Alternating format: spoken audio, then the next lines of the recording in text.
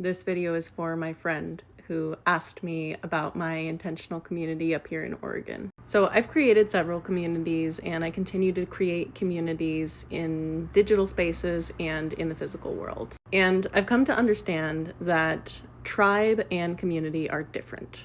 So a community is a group of people that comes together for a common good. They come together across lines of difference.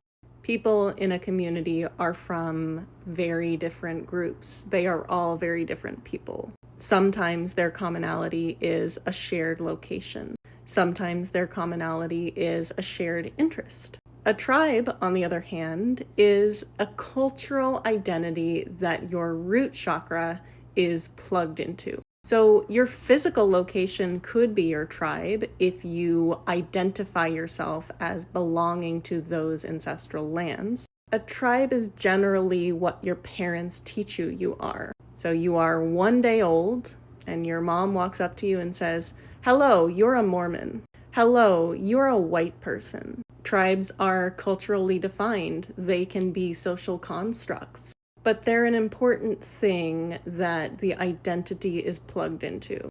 If someone is a part of your tribe, you will say us and them. That's different than your community.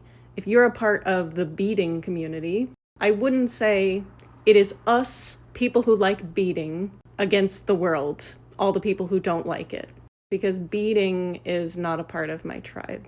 Political party is very much a tribe. And again, I'm 1 day old and my parents walk up to me and say, "Hello, you are a Democrat." They are the identities that we didn't necessarily choose, but were sort of assigned to us. Now, there are other tribes that are socially constructed that people can become a part of, and we can create infinite number of tribes. A new tribe is the 99% and the 1%. And I think it's important to distinguish these things because when we're thinking about, I want to be in a community, you already are in a community.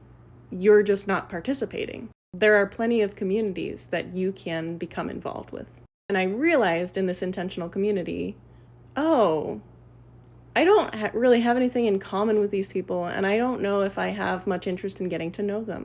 I wanted to live with my friends. I also sort of created the house along the lines of political ideology. I grouped with a lot of people who believe the same things that I do politically.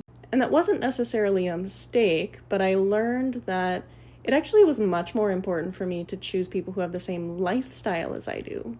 So important lifestyle factors for me are I am clean and sober. I do not want to be around alcohol or weed or any drugs. I am a quiet person. I am a reader, and I ended up living with people who were kind of talkers and boisterous, and it was disruptive to my peace.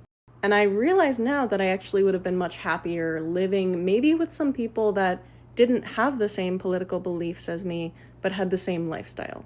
The other thing that I'll say about tribe is it's important that whatever you bring into your identity, whatever tribe you're a part of, just know that the opposite of your tribe is always going to exist if you decide to identify with the opposite. So if my identity is that I'm an anti-capitalist and that I'm part of the 99%, my identity is always going to be fortified against the 1%. That's always going to be an existing archetype that I'm sort of fighting against. Same with anti-capitalist. I am against capitalism. My identity literally is, I want capitalism to go away. But if I identify with that problem, it means that if capitalism really does go away, I have no identity. I learned this when I was coming out of my marketing consulting work, and my identity really became, I am fighting against working in marketing consulting. And so when I closed my business, I was like, oh no, now that my business is closed, I have no identity because my identity has been, I am fighting this thing. So I think it's really important that the new communities that we're creating are really based on the things that we are for. That way we're not identified with the existence of the problem.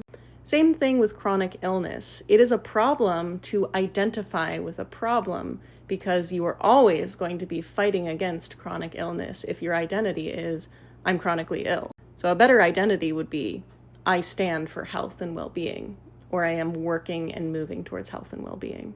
And I think that we're getting there with our revolutionary communities that we are creating. We are for human rights. We are for healthcare. We are for reproductive rights.